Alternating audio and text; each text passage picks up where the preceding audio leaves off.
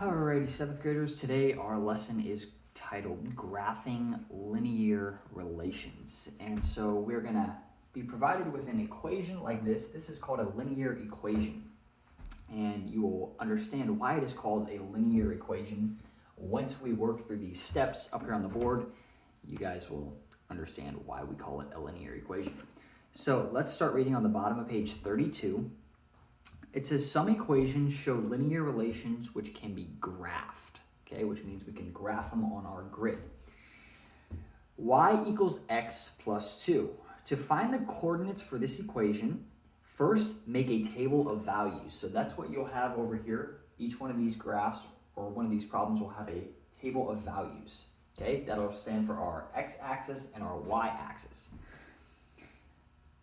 In this example, x begins at 0 and increases by 1 for every ordered pair. So when we're working with graphing linear equations, they will give you at least the first value of your x, and then you can solve the rest of them.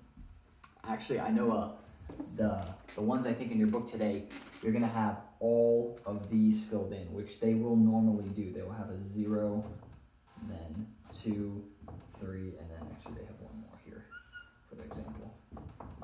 So they will give you your value of your x, and then you have to solve your equation to find out what your value of your y is.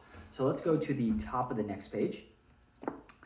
Study the equations below to find the y value for each x value. So notice to find the first y value, we have to substitute our value for x. So we simply rewrite our equation. We go y equals 0 plus 2. Solve it more. Y equals 2. So we know our first value for y is 2. Okay, let's keep on going. Now, let's solve the next one. It says, to find the second y value, substitute 1 for the value for x. So we're going to go a variable y equals 1 plus 1 plus 2, which will have our y value will now be 3. Okay, so let's just keep on going. Continuing the procedures for the last two values, we will come up with this right here. Actually, I did the one. No, we're right, yeah. 4. So if we substitute it for our value for 2, we come up with 4. If we substitute it with 3, we come up with 5. Now, from the table of values, we can get a set of ordered pairs. What's up? Jensen's here visiting me. You want to come be in my video? Sure. Come say hi to all my students. What's up? What's up? I'm going to pause this video. All right, I'm back after a nice conversation with Jensen. I forget where I was on the video. But we were solving for our y value, so we did that for our first example problem they gave us. So notice what we do. From the table of values, we can get a set of ordered pairs to show the relation. So notice we always start with our x value, right, with our coordinates. So we're going to go 0 with our ordered pairs. Now we have those 3, we have these 4. Now, so we have put these into ordered pairs. Now notice what happens when we put them on our grid. So our first one is our 0 and our y value is, so you guys remember which one is our x-axis. Our x-axis is, remember, our horizontal, and our y-axis is our vertical axis. So we're going to start with our x-axis, which would be 0. We're going to go up with our y value, which would be 2. So we're going to place our point there. I'm not sure if you can see that.